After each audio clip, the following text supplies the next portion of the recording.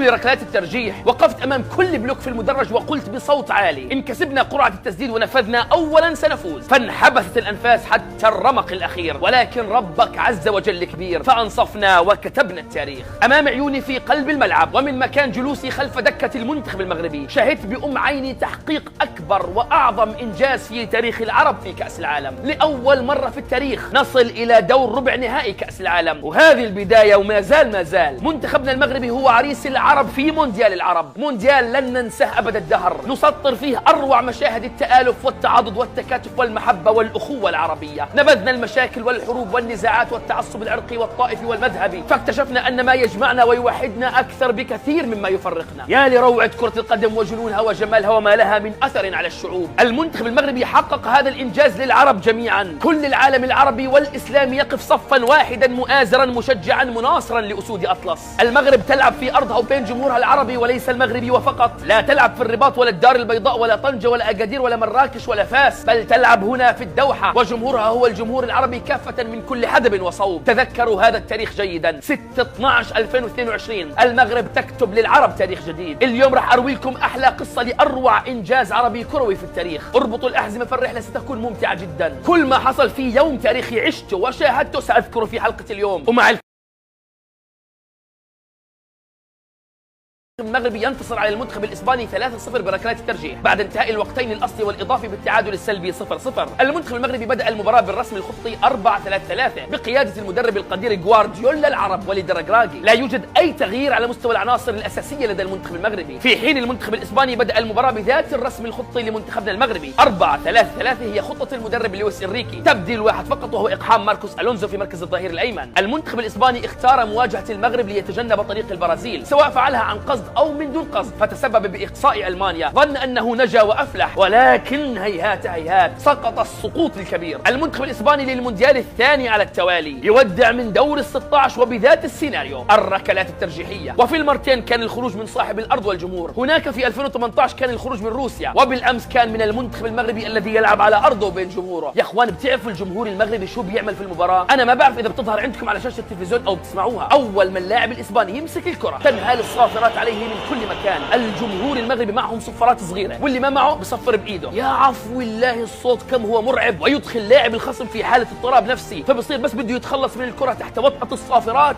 بالمقابل أول ما اللاعب المغربي يستلم الكرة الجمهور كله بصوت واحد بيقولوا سي سي سي، يعني امضي، روح، امشي، انطلق، تقدم. روعة الأجواء في الملعب. طبعا أنا كنت جالس خلف الدكة المغربية وأمامي غوارديولا العرب وليد الركراكي، شايف كل تصرفاته وحركاته وقراراته وانفعالاته. يا هو مدير فني يا ناس. يعني أول ملاحظة، لا تحتاج وقت كثير لتكتشف أن لويس إنريكي مضطرب وواقف على خط التماس يصرخ ويوجه، في حين الركراكي نعم يقف على الخط، ولكن الهدوء والركازة تسيطر عليه، وإن احتاج لأمر توجيهاته فلا يألو جهدا في تقديمها. تعالوا نحكي فنيا وتكتيكيا شو صار. لا جديد على المنتخب الإسباني، لعب على الاستحواذ المبالغ فيه. قلت لكم في الحلقة الماضية هذا المنتخب يمرر أكثر من 1000 تمريرة في المباراة، وبالأمس عملوا 1019 تمريرة بالضبط. شفتوا كيف أنا لا أعرف بما لا أعرف ولا أهدي بما لا أعلم؟ بس شوف الفرق، منتخبنا المغربي لعب فقط 305 تمريرات طوال ال 120 دقيقة. لا بأس، هيك الصح، لن نجاريهم في الاستحواذ وامتلاك الكرة، دعهم يلعبوا بأسلوبهم. الاستحواذ كان 77% لإسبانيا و23% للمغرب، ولكن هل سجلت إسبانيا؟ لا والله، لأنه في وحود جزارين في الميدان. المنتخب المغربي يلعب بدفاع المنطقة، بلوك واحد، صعب اختراقهم. راح أشرح لكم الآن كيف كان شكل المنتخب المغربي وكيف كان شكل المنتخب الإسباني. الكرة مع الإسبان من دون شك تناقل كثير للكرة. المنتخب الإسباني كله بقلوب دفاعه كمان يلعب في ملعب المنتخب المغربي. المنتخب المغربي بتنظيم رهيب متراجع للخلف. في الحالة الدفاعية أشرف حكيمي ونصير مزراوي ضمان للعمق، فبصيروا كمعاونين قلوب دفاع لقلبي الدفاع الجبابرة، رومان سايس القائد ونايف أكر. مش بس هيك، الجناحين سفيان بوفال من اليسار وحكيم زياش من اليمين بيرجعوا للخلف وبيتحولوا لباكات أظهرة دفاعية، فبصير عندك خط دفاعي سداسي لا تنفذ منه لا شاردة ولا واردة. خط دفاع هو الوحيد في هذه البطولة الذي لم يستقبل أي هدف حتى الآن، باستثناء هدف من كندا واحنا اللي سجلناه في مرمانا بنفسنا بالخطأ اون جول، ولا هدف ملعوب للخصوم الأربعة اللي واجهناهم سجلوا في مرمانا. أقوى خط دفاع في البطولة. طيب، عشان أكمل الحالة الدفاعية للمنتخب المغربي فأقول هذا الخط السداسي يقف أمامه الثلاثي، الوحش سفيان مرابط، وعلى يمينه أناحي، وعلى شماله أملاح، ثلاث مقاتلين ممتازين في افتتاك الكرة والقوة البدنية. أناحي وأملاح وجدتهم أكثر نجاعة دفاعية من جودتهم في الهجوم، احتجناهم كثير في هذه المباراة، ويبقى يوسف النصيري لوحده في الأمام متربصا الهجم المرتدة في حال تمكنا من قطع الكرة منهم. هذا هو شكل المنتخب المغربي في الحالة الهجومية للإسبان وقت استحواذهم على الكرة. في حين الإسبان شوف شو بيعملوا، الكل في نصف الملعب المغربي، ثلاثي المقدمة عندهم عباره عن لاعبين سريعين ومهاريين ولا مركزيين، يعني ما في راس حربه صريح. فيران توريس وداني اولمو وماركو اسينسيو، السويتشات وتغيير مراكز مستمر بينهم. هذا الثلاثي مهمته انه يتربص وينتظر كره طويله خلف خطوط المنتخب المغربي. ليش كره طويله مش قصيره؟ لانه اختراق العمق المغربي من سابع المستحيلات. لو تلعب 2000 تمريره مش 1000 لن تستطيع اختراقهم، بقول لك جدار لا ينهد. طيب في هاي الحاله يسقط الى الخلف احد لاعبي الوسط الاسباني الممتازين بلعب الكرات الطويله للامام، فيلعب الى جوار قلبي الدفاع للمنتخب الاسباني رودري ولابورت. من هو هذا اللاعب القادر على القيام بهذا الدور؟ نجم برشلونه الذهبي بيدري. تجده يتناقل الكره في الخلف مع رودري ولابورت ويترقب الفرصه المواتيه المناسبه للعب كره طويله لثلاثي المقدمه. هذا هو المشهد العام للمباراه، طبعا بنزول موراتا وكارلوس سولير ثم نيكو ويليامز وانسو فاتي وبالدي. بقيت الافكار هي تقريبا. صمدنا في الخلف صمود الابطال، وفي المرتدات كنا خطيرين جدا. سفيان بوفال عمل لنا سيرك في الجهه اليسرى، تعب ماركوس لورينتي وكل من جاء ليعاونه. المشكله انه لياقه بوفال لا تسعف للعب 90 دقيقه، فكان الاعتماد على الزلزولي من بعده. النصيري ادى دور تكتيكي كبير ونجح فيه، لم تتح له الفرص التي اتيحت لزميله وبديله وليد شديره، وبصراحه وليد زعلنا وخوفنا كثير. 3 فرص متاحه للتسجيل اهدرها بغرابه شديده. الفريق يموت في الخلف ثم يبني هجمه منظمه ومرتده سريعه تصل لشديره في مكان يحلم فيه اي مهاجم في العالم، ولكن الفينش يبكي في الزاويه. نعم شديره ابكى الكثيرين في الملعب وانا شفت ذلك. لو لا قدر الله وخسرت المغرب لكان شديره هو كبش الفداء، مع انه بيلعب بنادي باري الايطالي في الدرجه الثانيه، بس حسيته خايف ومرتبك عكس زملائه تماما. رجال في معركه حقيقيه، والله شفت بعيني كيف بيتحاملوا على اصاباتهم فياتوا جهه الدكه، بيطلبوا السبراي المخفف والمسكن للالام بس حتى يكملوا المعركه للنهايه. هذا هو التفاني لاجل الوطن، التضحيه الحقيقيه لرفع اسم الوطن والعلم خفاقا في العلالي في اكبر حدث عالمي، شاء من شاء وابى من ابى. سفيان مرابط وحش خط الوسط، السفاح الجزار قاطع كل الكرات، القوه البدنيه في اعلى مراحلها، حرث الملعب طول بعرض ولا كل ولا مل، دمر كل الهجمات، لم تتم مراوغته ابدا طوال المباراه، لم يخسر اي التحام بدني ضد اسبانيا. هل تعلم انه لعب وهو مصاب؟ هل تعلم انه بقي يوم المباراه مستيقظا للساعه 3 فجرا وهو يقوم بتمارين العلاج الطبيعي؟ طيب هل تعلم انه اخذ ابره قبل المباراه لتسكين الالم حتى يتمكن من المشاركه؟ طيب هل تعلم انه في الدقيقه 180 خلاني احط ايدي على راسي من هول ما شاهدت؟ بعد 108 دقائق يقاتل في الميدان ويقطع الكرات ويتفانى في ادواره، وحش بلا هواده. وجهزوا حالكم لتسمعوا العروض التي ستنهال على سفيان مرابط بعد البطوله. نعم هو في فريق كبير اسمه فيورنتينا، ولكن القادم اقوى واكبر. رومان سايس قائد الفريق وصخره الدفاع. طيب ورب الكعبه لفوا له الفخذ بالكامل بشريط لاصق ليتحامل على اصابته في الاشواط الاضافيه. رجع الملعب وهو يجر رجله جر على الارض، مش بيمشي ولا بيعرج، لا بقول لك بجر رجله اليسرى اللي هو اصلا بيلعب فيها، بيجرها جر. نايف اكرد اغلى قلب دفاع في قاره افريقيا اصيب وهو يقطع كره اسطوريه من موراتا وانقذنا من هدف محقق وتحامل على نفسه، ثم خلص ما استطاع واستنزف وخارت قواه فوقع على ارض الملعب. مباشره انتشلوا زملائه واستبدلوا الرقراقي بجواد اليامق اللي كمل ما بدأه زميله. شفت العجب العجاب في هاي المباراه. بتعرفوا ليش المنتخب المغربي فاز؟ اعطيكم سر الفوز الاساسي وهو ما يفتقده باقي منتخباتنا العربيه. السر يكمن في غياب مركب الخوف.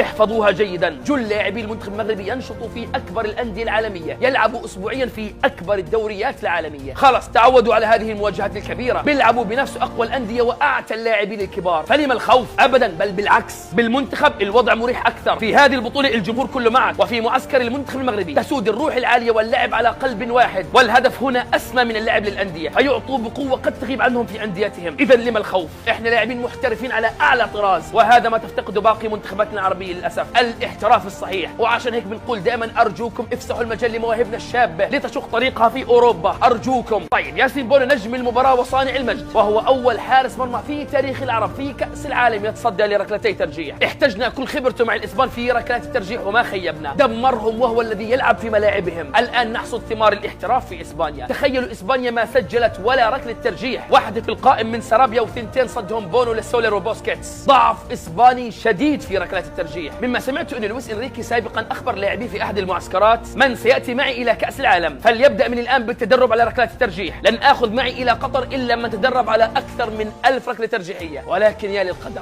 الان اسبانيا هي اكثر فريق في تاريخ كاس العالم خساره لركلات الترجيح. لعبوا 5 مرات ركلات ترجيح، خسروا 4 وفازوا مره واحده فقط. على فكره الرقراقي هو اول مدرب افريقي يصل الى الدور ربع النهائي في كاس العالم. طيب بالنسبه لركلات الترجيح، حتى لا يختلط الامر عليكم، انا لا اقول من يسدد اولا يفوز بنسبه 100%، بل صار لي سنه ونص اقول من وقت يورو 2020 في صيف العام الماضي، حسب دراساتي واحصائياتي من يسدد اولا يفوز بنسبه 80%. يعني من كل 5 مرات بنشوف ركلات ترجيح 4 منها يفوز من يكسب قرعه التنفيذ اولا، من يبدا اولا يفوز. ولذلك ارفض تسميتها ركلات الحظ. هناك عوامل للفوز بها: 1 اكسب القرعه وسدد اولا، 2 اختار الجهة الصح الأقرب لجمهورك. 3 سجل الركلة الأولى فارتاح وريح زملائك وارفع الضغط عنهم. 4 الحارس لازم يكون موفق ودارس لاعبي الخصم جيدا. العامل النفسي مهم جدا جدا في ركلات الترجيح. والجمهور كما فعل بالأمس الجمهور المغربي، ضجة وتوتير للاعب الإسباني وهدوء كامل في الملعب وقت تسديد اللاعب المغربي. لا حظ في ركلات الترجيح. طيب محمد، اليابان سددت أولا وخسرت، صحيح ضيعوا 3 ركلات ترجيح، هل أدخل أنا عنهم وأسجل؟ ثم أنتم نفسكم صرتوا تعرفوا إنها قاعدة صحيحة وسليمة بنسبة 80%. طيب عشان تعرفوا كيف بتصير قرعة الركلات الترجيحية، يجتمع القائدان مع حكم المباراة فيعقد قرعتين ورا بعض، واحدة لاختيار المرمى اللي راح نلعب عليه، والقرعة الثانية ليختار الفائز منها إذا بده يسدد أول أو يكون المسدد الثاني. واضح الآن؟ المهم إنه القصة ما انتهت، وللحكاية بقية عندما نواجه البرتغال القوية جدا في دور ربع النهائي. الآن نفرح يوم ونبدأ نستعد للمعركة القادمة. والله يا إخوان بح الصوت واختلطت المشاعر في الملعب، يوم تاريخي لا ينسى. طيب على السريع